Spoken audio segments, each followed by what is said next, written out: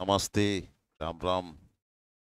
प्यारे विद्यार्थियों, आज हम रीट मेंस यानी थर्ड ग्रेड शिक्षक भर्ती के लिए कुछ खास क्वेश्चन लेके आए हैं, जिनके बारे में हम सोच सकते हैं, कल्पना कर सकते हैं आने वाली परीक्षा में वो हमें प्रश्न देखने को मिल सकते हैं, क्योंकि वो अपने अपने जो चैप्टर है उसके महत्वपूर्ण प्रश्न हैं और अक्सर परीक्षाओं में उनके बारे में पूछा जाता है। तो आज हम शुरू करते हैं, जो इतिहास के प्रश्न शुरू करते हैं। इतिहास के प्रश्न, तो सबसे पहले हम चलते हैं, शुरुआत करते हैं। देखिए, इतिहास के अंदर प्राचीन सभ्यताएं एक महत्वपूर्ण टॉपिक है, और प्राचीन सभ्यताओं में जो ज्यादातर प्रश्न आते हैं कैसे आते हैं? सभ्यता खोज किसने की? सभ्यता का उत्खनन किसने किया? सभ्यता कहाँ स्थित है? किस नदी के किनारे स्थित है? और एक वहां से जो कुछ खास अ, अवशेष मिले हैं, कोई चीजें मिली, वस्तुएं मिली है प्राचीन पुरातात्विक महत्व की, उनके बारे में प्रश्न पूछे जाते हैं। तो हम स्पीडली इसको देखेंगे। आज कुछ ज्यादा गहराई में जाने का समय नहीं, निकट ही आपके परीक्षा आ गई है, ट्रीटमेंट्स यानी थर्ड ग्रेड। तो उसके हिसाब से तेजी से हम आने वाले 2 3 4 5 दिन में हम सारे प्रश्नों को कवर करने की कोशिश करेंगे, ताकि हमें कुछ प्रश्न परीक्षा में मिले। तो शुरुआत करते हैं। सबसे पहले, 7 अग्निवेदिकाओं की पंक्ति कहाँ प्राप्त हुई? यानी राजस्थान के किस सभ्यता स्थल से, किस पुरातात्विक स्थल से 7 अग्निवेदिकाएं प्राप्त हुई? तो सिंधु घाटी सभ्यता में सबसे पहले 7 अग्निवेदियां जो प्राप्त हुई, या अग्निवेदियां सबसे पहले प्राप्त हुई है, वो कहाँ हुई है? आपको कालीबंगा। अब कालीबंगा ज्यादा गहराई में नहीं जा पाएंगे। कालीबंगा जो सभ्यता स्थल है, ये कहाँ स्थित है? ये आपका हनुमानगढ़, कालीबंगा, पीलीबंगा, रंगमहल, ये तीनों पुरातात्विक महत्व के स्थल कहाँ से प्राप्त हैं? हनुमानगढ़ जिले से। और हनुमानगढ़ जिला अलग होकर बना किससे? श्री गंगा नगर से। तो चलिए, ये इसका उत्तर क्या हुआ? कालीबंगा। अब ये जो अग्निवेदिकाएं हैं, अग्निकुंड, हवन कुंड, कई प्रकार के इनके नाम दिए हुए हैं। ये इस के आधार पे इतिहासकारों ने ये अर्थ लगाने की कोशिश की है कि सिंधु सभ्यता के लोगों में या कालीबंगा के लोगों में आर्यों की तरह अग्नि पूजा का कोई विशेष महत्व रहा होगा। दूसरा जो महत्वपूर्ण स्थल है जहां से अग्नि वेदिकाएं मिली है, वो है सिंधु सभ्यता का लोथल, गुजरात का लोथल। तो अभी हमें कालीबंगा, इसका उत्तर क्या हो गया? कालीबंगा। चलिए, इसके बाद में हम आगे चलते हैं। निम्न में से राजस्थान की ताम्रयुगीन सभ्यताओं में सबसे सभ्यता कौन सी है? तो देखिए, हम ज्यादा इसमें सर्वाधिक जो अग्नि ताम्र उपकरण हमें कहाँ से प्राप्त है? ताम्र उपकरण जो अग्नि, देखिए, आहड़ बात करते हैं, आहड़। और दूसरी जो महत्वपूर्ण ताम्रयुगीन सभ्यता है कौन सी? गणेश्वर। गणेश्वर, ये किस जिले से प्राप्त की है? सिक्का। कांतली नदी के उद्गम के सामने स्थित गणेश्वर के टीले से ताम्रयुगीन जो सभ्यता प्राप्त हुई है, वो है गणेश्वर। और राजस्थान की सर्वाधिक प्राचीन ताम्रयुगीन जो सभ्यता है, वो कौन सी है? गणेश्वर। और यहाँ जो अग्नि हम बात करते हैं, कालीबंगा, बैराठ, बागोर, तो ये ताम्र पाषाणिक आ जाती है। तो इनके अंदर जो अग्नि में गहराई में, यहाँ आहड़, आड़ से, आड़ सभ्यता से बहुतायत में, बहुतायत में ताम्रपण प्राप्त हुए हैं। इसे ताम्रवती नगरी भी कहते हैं। बहुत सी बातें इनकी डिटेल में आगे देखेंगे। तो ये प्रमुख सभ्यता, यहाँ उत्तर क्या होगा? आहड़। चलिए, इसके बाद में हम आगे चलते हैं। कितने इसने 1950 51 ईस्वी में कालीबंगा की पहचान की? तो देखिए, ये प्रश्न जो है ना, 1950 51, आपको कालीबंगा सभ्यता अभी बात हुई किसने की? तो कालीबंगा जो है इसकी आपको किसने, एगो यानी अमलानंद अब परीक्षाओं में आपको अम्लानंद घोष को लेकर के ही सर आपको जो अग्नि 1952 तरीके से बनाया हुआ है 1950-51 जो अग्नि, और इसके नेतृत्व में किसने उत्खनन किया 51 से 53, 51 से 53। तीन तरीके से यहाँ से प्रश्न पूछे जा चुके हैं। ये मान के चलिए, आप देख के चलिए कि परीक्षाओं में जो भी परीक्षा हो ज्यादातर खोजकर्ता धौंसी नदी किनारे स्थित है और किसने इसका उत्खनन किया और क्या खास चीज वहां मिली, प्राचीन सभ्यताओं के बारे में इन बिंदुओं पर प्रश्न पूछे जाते हैं। चलिए, तो इसमें कौन हो गया उत्तर, ए घोष। इसके बाद में हम चलते हैं, इस इतिहासकार ने कालीबंगा को सिंधु सभ्यता की तीसरी राजधानी कहा। कालीबंगा राजस्थान का सिंधु सभ्यता से संबंधित महत्वपूर्ण पुरातात्विक स्थल है और इतिहासकार स्टुअर्ट पिगट ने कालीबंगा और मोहनजोदड़ो को जुड़वा राजधानी कहा था। और डॉक्टर दशरथ शर्मा ने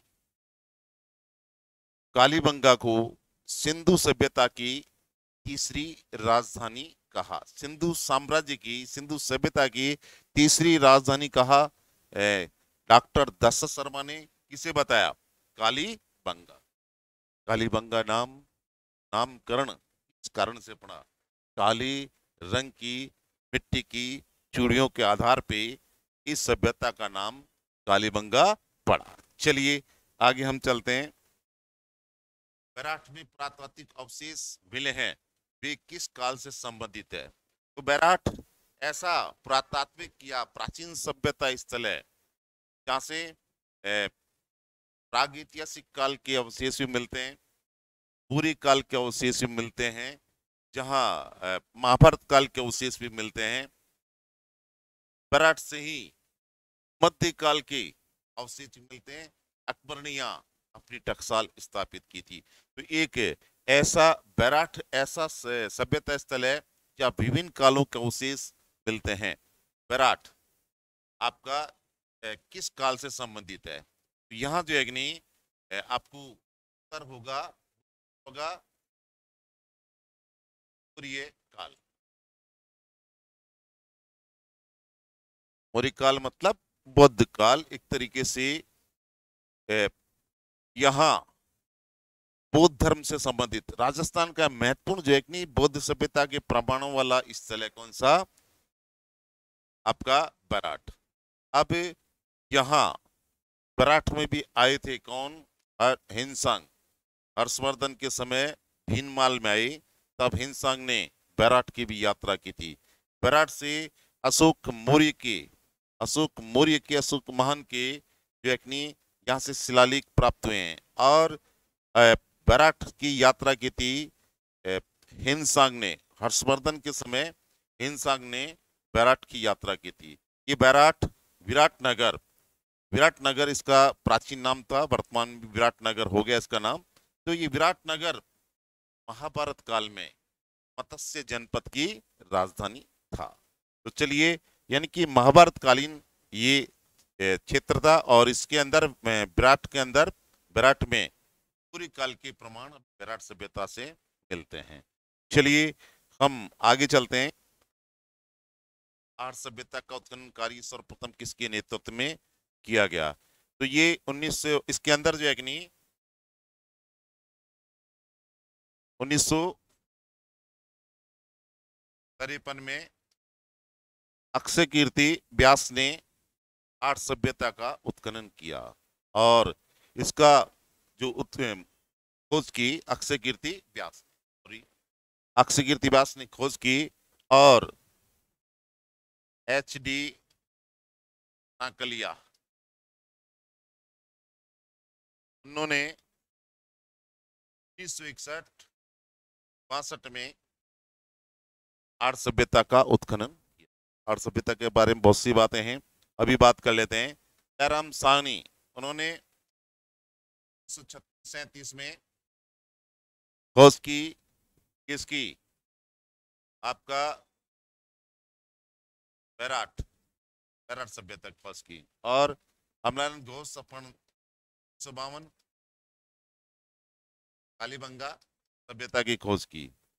और इसके बाद में आपका आर.सी. अग्रवाल, तो आपका गणेश्वर जो है कि नहीं, गणेश्वर गणेश्वर 172 में आर.सी. अग्रवाल ने गणेश्वर सभ्यता की खोज की। तो इस तरीके से, अब इतना समय नहीं, इतनी गहराई में जाए, देखिए महत्वपूर्ण प्रश्न कौन सा है, हमें उस तक पहुंचने की जरूरत है। चलिए आगे, गणेश्वर की सभ्यता में स्थित है। देखिए गणेश्वर की सभ्यता कौन से जिले में होगी, सीकर। तो सीकर जो है कि नहीं, सीकर जिले में गणेश्वर की सभ्यता नदी के किनारे स्थित है। अंतली, ये शेखावाटी की महत्वपूर्ण नदी है, जो पूर्व और हरियाणा की सीमा के ऊपर, ये पूर्व और झुंझुनू की जो सीमा है, झुंझुनू जिले से बहती है और आगे जाकर के ये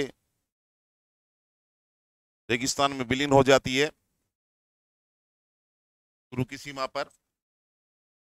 तो ये जो नदी है कांतली नदी, कांतली नदी के बेसिन को तोराबाटी बोलते हैं।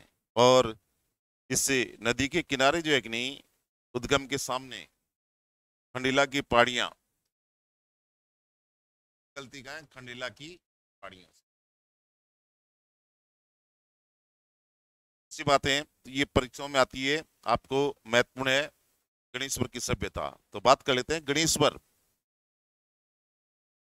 ताम्र संस्कृतियों में सर्वाधिक प्राचीन सभ्यता मानी जाती है गणेश्वर की सभ्यता। और यहां से बस्ती के चारों ओर, बस्ती के चारों ओर वृत्ताकार बांधों की संरचना प्राप्त, ये पत्थर की वृत्ताकार बांधों की संरचना। उस पत्थर की वृत्ताकार बांधों की संरचना बनाने के पीछे लोगों के अंदर कांतली नदी के बाढ़ का खतरा माना जाता है। यहाँ से ताम्र उपकरण प्राप्त हुए, बाणाग्र प्राप्त हुए हैं। ये यहाँ के जो तांबा है, ये ऐसा मानते हैं कि गणेश्वर के लोग आपका खितड़ी का तांबा और खोदरीबा का तांबा, ये कालीबंगा सभ्यता के माध्यम से सिंधु सभ्यता को निर्यात करते थे। तो ये चलिए, गणेश्वर सभ्यता आपका कहाँ स्थित है, सीकर। इसके बाद में हम आगे चलते हैं। 1837 में बैतूल पहाड़ी, पहाड़ी बैराट से प्राप्त हुई है। बीजक की पहाड़ी जो है वहां से बैराट में, यहाँ से अनेक महत्वपूर्ण पुरातात्विक साक्ष्य प्राप्त हैं। यहीं से अशोक का जो शिलालेख है वो प्राप्त हुआ है। और इस शिलालेख को खोजा किसने था, तो 1837 ईस्वी में इस शिलालेख को खोजा था किसने,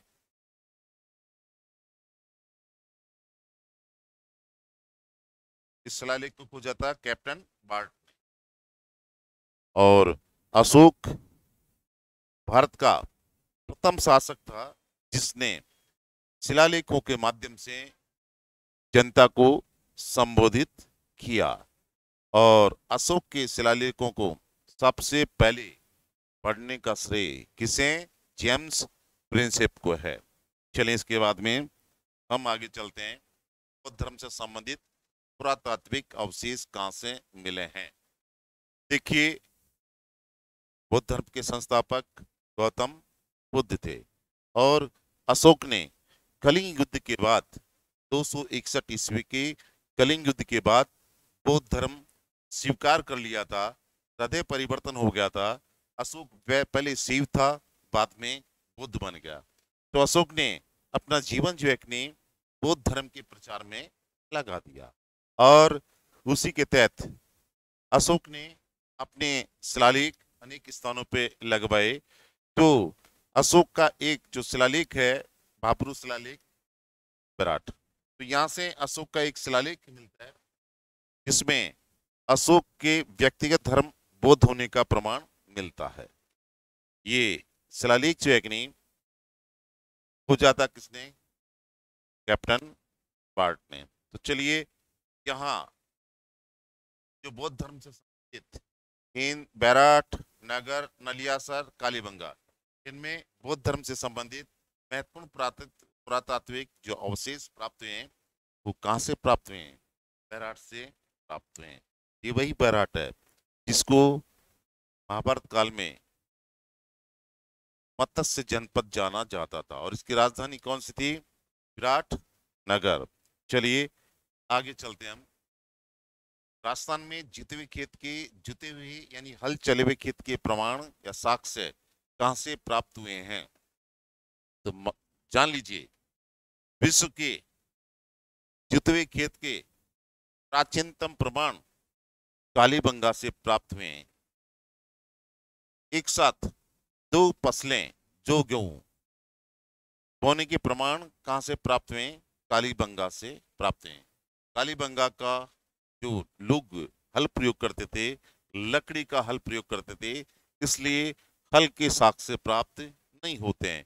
मगर हल चलने के, और हल भी क्या, जुताई भी क्रॉस, एक दूसरे को क्रॉस करते हुए जुताई जो एक नहीं उसके अंदर देखने को मिलती है। तो विश्व के जुते हुए खेत के प्राचीनतम प्रमाण कहाँ से मिलते हैं? कालीबंगा से मिलते हैं। तो ये हो गया, ये आपका कालीबंगा। के बाद में हम चलते हैं आगे। ताम्र पाषाण स्थल पर सबसे ज्यादा ताम्र सामग्री प्राप्त हुई है। तो अपन जो है कि नहीं इसका मान के चलते हैं कि सबसे पहली बार भारत में सर्वाधिक जो ताम्र सामग्री मिली वो कहाँ से मिली? गणेशपुर से। जो दूसरा स्थान है जहाँ बहुतायत में ताम्र उपकरण मिले वो कौन सा है? आहड़। आहड़ को इस कारण से क्या कहा जाता है? इसको ताम्रवती नगरी का, आहड़ को धूलकोट भी कहा जाता है। बहुत सी बातें हैं, अभी इतना का अभाव। चलिए बात करते हैं बागोर। यह पशुपालन का आधार था, और ये मध्य पाषाण युग का भारत का सबसे बड़ा पुरातात्विक स्थल माना जाता है। और राजस्थान में पशुपालन के प्राचीनतम साक्ष्य कहाँ से प्राप्त हैं? बागोर से प्राप्त हैं। और बागोर कहाँ स्थित है? भीलवाड़ा। चलते हैं आगे। प्राचीन साक्ष्य राजस्थान की सभ्यता से प्राप्त हुए हैं। देखिए, सिंधु सभ्यता के अंदर जो बसावट थी, बसावट का तरीका ये इस तरीके से था, ये पूर्वी टीला और ये तो ये जो है ना इस तरीके से पैक होते थे चार दीवारी के द्वारा। यहाँ ये अलग अलग पैक मिलते हैं, चारों तरफ से इनको आवृत रहते हैं रक्षा प्राचीर से। तो ऐसी संरचना अन्यत्र नहीं मिलती। ऐसी संरचना जो है कि नहीं, यानी कि दोहरी रक्षा, ये जो है कि नहीं दोहरी प्राचीर, ये पहला प्रमाण कहाँ से मिलता है? कालीबंगा से। तो ये जो है कि नहीं दोहरी रक्षा प्राचीर ये कहाँ से मिलती? कालीबंगा से। चलिए आपका आगे चलते हैं। प्रत्यारों की कौन सी शाखा सर्वाधिक पुरातन मानी जाती है? देखिए, अच्छी तरह देख लेना, प्रत्यारों के बारे में पहले प्रश्न कम पूछे जाते थे, आजकल प्रत्यारों के बारे में बहुत प्रश्न पूछे जाने लग गए हैं। तो देखिए बात करते हैं, आप जानते हैं मंडोर, यहीं से मंडोर ये सबसे प्राचीन शाखा है। मंडोर के बाद में प्रत्यार भीनमाल जाते हैं, आपका जो अग्नि क्या बोलते हैं इसको? जालोर बोलते हैं। आपके इसके बाद में जो अग्नि इधर उज्जैन चले जाते हैं, कन्नौज। इस तरीके से प्रत्यारों का जो मूल है वो है मंडोर। और मंडोर का है जोधपुर। मंडोर का है। अब बात करते हैं मंडोर में प्रतिहारों के वंश पुरुष, आदि पुरुष ने हरिश्चंद्र, हरिश्चंद्र, और हरिश्चंद्र नाम से जाना जाता है कोहिलदी, कोहिलदी के नाम से भी जाना जाता है ब्राह्मण, हरिश्चंद्र ब्राह्मण। और मंडोर के अंदर हरिश्चंद्र ब्राह्मण के पुत्र रजिल, यानी उसके पुत्रों ने मिलकर के मंडोर पे अधिकार किया। किसके? हरिश्चंद्र के पुत्रों ने मिलकर के मंडोर पर अधिकार किया। तो हरिश्चंद्र का जो पुत्र है कौन? हरिश्चंद्र इसका पुत्र है रज्जिल, रज्जिल। और इसी से प्रत्यारों की जो वंशावली है, सारी प्रत्यारों की वंशावली का प्रारंभ किससे होता है? रज्जिल से होता है। तो सबसे प्राचीन शाखा, प्रत्यारों की सबसे प्राचीन शाखा वो कौन सी है? मंडोर। चलिए इसके बाद में आगे हम चलते हैं। गुर्जर प्रत्यारों की राजधानी कौन सी थी? तो ये बूढ़ा पुष्कर, नौ आपका मांडव्यपुर, जांगल, बीकानेर, बिलोमोलो। तो देखिए मंडोर। अब गुर्जर प्रत्यारों की राजधानी कौन सी थी? इसमें दो चीज दिख रही है, मांडव्यपुर, मंडोर, आरंभ में छोटा सा, मगर जब वो उनको गुर्जर प्रत्यार कहा गया तो गुर्जर प्रत्यार कहने के बाद में नागभट्ट द्वितीय के वंशज जो एक नहीं गुर्जर प्रत्यारों के नाम से जाने गए, बाद में जो एक नहीं उनको पीलो भूलो, पीलो मोलो, भीनमाल,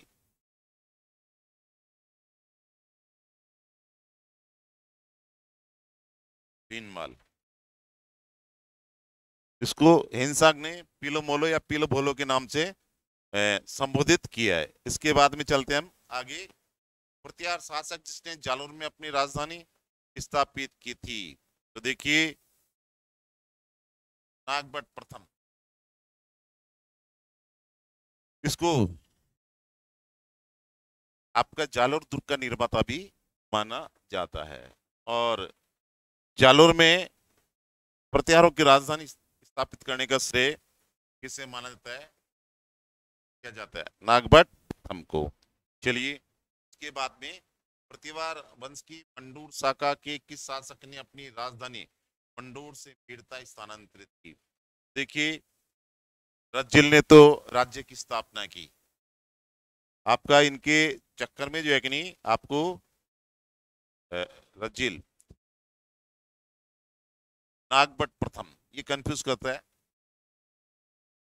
तो पीड़ता, इसका नाम और मिल जाएगा आपको, मेड़ंतक। मंडोर से अपनी नई राजधानी मंडोर शाखा की नागभट्ट प्रथम ने मंडोर से प्रतिहारों की राजधानी बेड़न तक, जिसे वर्तमान में बीड़ता बोला जाता है, मीड़ता के नाम से संबोधित करते हैं, तो वहां मेड़ंतक या मीड़ता में अपनी राजधानी हस्तांतरित की, ट्रांसफर की। चलिए बात करते हैं निम्नलिखित में से किस विदेश यात्री ने गुर्जर प्रतिहार राजवंश की सैन्य शक्ति की प्रशंसा की या उल्लेख किया, उनकी समृद्धि का और सैन्य शक्ति का? तो वो कौन है? सुलेमान। अरब यात्री सुलेमान भारत आया था।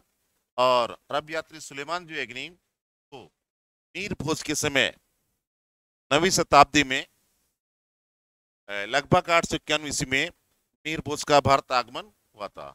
और अ, मीर भोज के समय मीर भोज के समय प्रतिहारों की शक्ति चरम पर थी।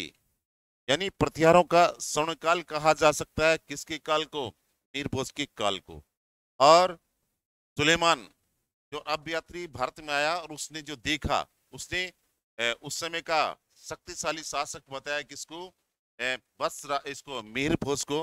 और सुलेमान की प्रसिद्ध रचनाएं किताब किताब उल वल हिंद, उसमें इन सब बातों का उल्लेख मिलता है। और इस्लाम का शत्रु, इस्लाम की दीवार, मुसलमानों का अमित्र, ये सब किसको बताया? शत्रु किसको बताया? किसकी शक्तिशाली सेना की तारीफ की किसने? सुलेमान ने। किसकी? मीर भोज की। तो ये सुलेमान यात्री आने वाला कौन था? सुलेमान। अब ध्यान रखिए इन यात्रियों से प्रश्न आते हैं, तो आप जो भी यात्री इस शासक के समय उसे यात्री का नाम और उसने कुछ रचना रची है तो वो, और उस शासक जिसके समय आया वो, तो ये जो है ना उसकी कोई टिप्पणी है खास वो, ये अक्सर यात्रियों के बारे में ऐसे प्रश्न आते हैं। चलिए हम आगे चलते हैं।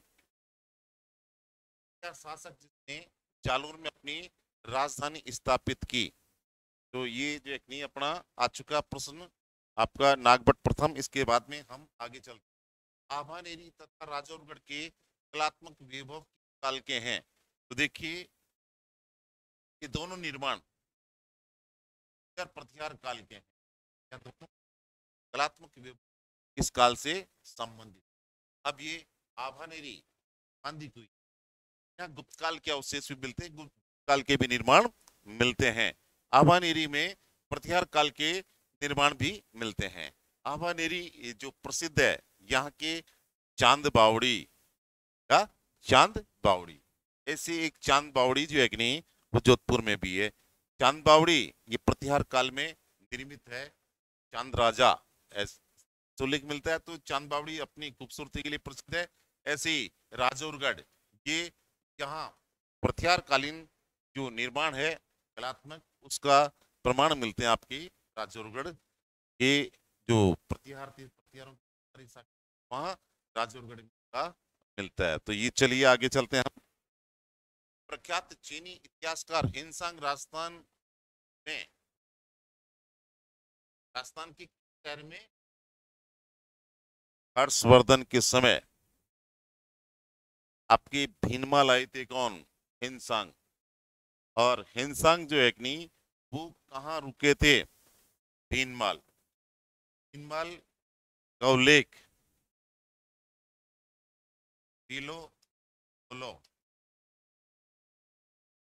में उल्लेख किया है।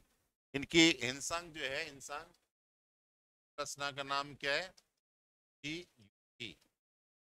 और भीनमाल ये एक प्राचीन और महत्वपूर्ण नगरी है। भीनमाल के बारे में आगे कहीं और चर्चा करेंगे। इतिहासकार आरसी मजूमदार के अनुसार गुर्जर प्रतिहारों ने कितनी शताब्दी तक अरब आक्रमणकारियों के लिए बाधक का काम किया? बैरियर। जैसे ही गुर्जर प्रतिहार राजवंश के शासक कमजोर पड़े, वैसे ही विदेशी आक्रमणकारी मुस्लिम आक्रमणकारियों को भारत में आगे बढ़ने का मौका मिल गया। तो इन्होंने भारत की 6वीं से 11वीं शताब्दी तक आरसी मजूमदार के अनुसार प्रतिहार शासकों ने 6वीं से 11वीं शताब्दी तक क्या प्रतिरोधक का काम किया, प्रतिरोध किया, अरब आक्रमणकारियों से भारत की रक्षा की। चलिए आगे। इस प्रतिहार राजा के काल में प्रसिद्ध ग्वालियर रचना गई। देखिए ये प्रतिहारों के बारे में जानकारी का महत्वपूर्ण है ग्वालियर अभिलेख, ग्वालियर प्रशस्ति ग्वालियर के किले से प्राप्त हुई है। और ये आपका जो कुछ मीर भोज प्रथम उससे संबंधित, और इसने मीर भोज ने ये प्रशस्ति लगाई थी कहाँ? ग्वालियर दुर्ग में। ये प्राप्त हुई कहाँ से? ग्वालियर दुर्ग से प्राप्त हुई। और इसमें प्रतिहारों के बारे में विभिन्न प्रकार की जानकारी प्राप्त होती है। इसने आदिवरा की उपाधि भी धारण की थी। तो इसको जो अग्नि इसे ग्वालियर प्रशस्ति को अलेक्जेंडर कनिंघम ने हो जाता। बहुत सी बातें ये प्रशस्ति के बारे में आगे प्राप्ति जो हुई थी कहाँ से हुई थी, सागर बौसी भाषा। इसमें अपन आगे चलते हैं। महामारुशैली का प्रचलन इसके शासनकाल में हुआ। देखिए ये गुर्जर प्रतिहार काल में जिस स्थापत्य कला शैली का विकास हुआ उसे हम नाम दिया है इतिहासकारों ने मारू गुर्जर शैली।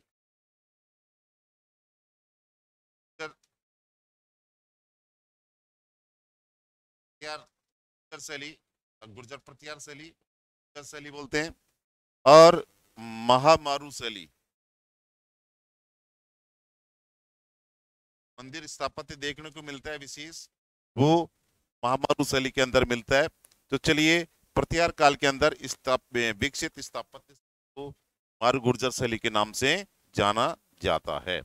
इसी के महामारू नाम मिलते हैं, मारू गुर्जर सैली नाम मिलते हैं। चलिए तो आगे, इस राजा के वंशज गुर्जर प्रतिहार कहलाए। नागभट्ट दैत्य ने अपने साम्राज्य के विस्तार कर लिया, तो जब बहुत बड़ा राज्य हुआ तो नई जो क्षेत्र थे उन चारों तरफ जो है कि इनकी आइडेंटिटी, गुजरात का, जोधपुर और उसके गुजरात का कुछ भाग मिला करके ये उस समय गुजरात प्रदेश कहलाता था, गुजरात क्षेत्र कहलाता था। और इसमें शासन करने वाले प्रतिहारों को गुर्जर प्रतिहार कहा गया। तो ये मानते हैं कि किसके वंशज गुर्जर प्रतिहार कहलाए, तो कौन? नागभट्ट द्वितीय। आदिवरा, मीर भोज, मीर भोज ने उपाधि धारण की थी किसी? आदिवरा। विष्णु के उपासक, वरा कौन? विष्णु। चलिए आगे हम, इस तरीके से हमने आज इतिहास के, राजस्थान के इतिहास की कुछ महत्वपूर्ण प्रश्नों पर चर्चा की, और हम अगले वीडियो में राजस्थान के जो अन्य प्रमुख राजवंश है उन सब पे जो महत्वपूर्ण प्रश्न आने वाली परीक्षा में आ सकते हैं, ऐसे प्रश्नों का चयन करके हम नए वीडियो के साथ आपके पास फिर हाजिर होते हैं। तब तक के लिए जय हिंद, जय भारत।